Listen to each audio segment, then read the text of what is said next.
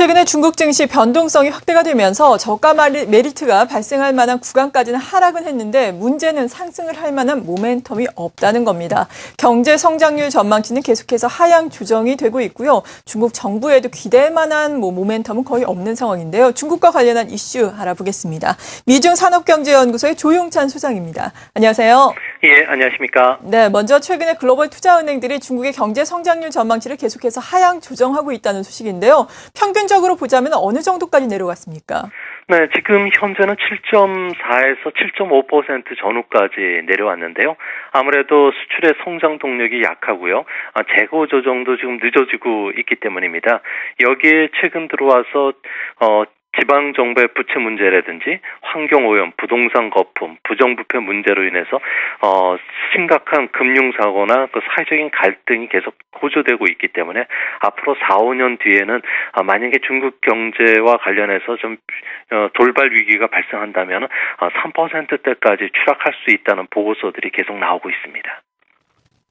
네, 이런 가운데 중국 전역에서 나타나고 있는 투기 열풍으로 인해서 중국의 금융시장에 다시금 위험성이 고개를 들고 있다라는 소식인데요. 자세하게 어떤 내용입니까? 네, 지난주였죠. 중국의 그 대형은행인 광따은행하고 싱예은행이 결제 불능 상태에 빠졌다는 루머가 돌면서 그 중국 내에서는 그 콜금리인 15금리가 9%까지 급등을 했습니다.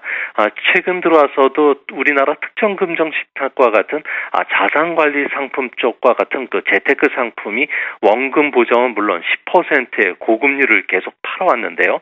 최근에는 원금은 고사하고 이자 지급까지 못하면서 은행들의 그 자금난이 심화되고 있다고 합니다.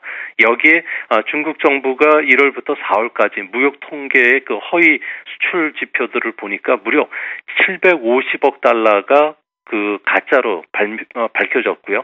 여기에 따른 그 한머니 규제에 들어가면서 한머니들이 중국을 또 일제히 빠져나가고 있습니다. 이 때문에 그 중국 내 그 15금리가 계속 고공행진을 하고 있고요. 이 때문에 CDS 프리미엄 같은 경우는 중국이 96bp로 우리나라나 일본보다 높고요. 말레이시아나 멕시코 수준으로 지금 떨어져 있습니다.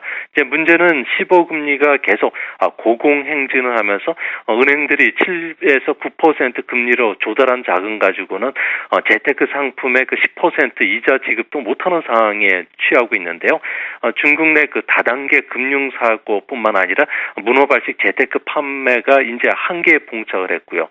특히 이런 그 고액 수수료를 챙긴 중견 은행의 평균 연봉은 8천만 원 정도이기 때문에 한국보다 상당히 높은 도덕적 해이가 좀 심각한 수준입니다. 중국발 금융위기에 우리나라 금융기관들도 지금 미리 대응하는 전략을 마련해야 되지 않을까 보여집니다. 네, 지금까지 미중산업경제연구소의 조용찬 소장과 함께 중국의 이슈 알아봤습니다. 감사합니다. 예, 감사합니다.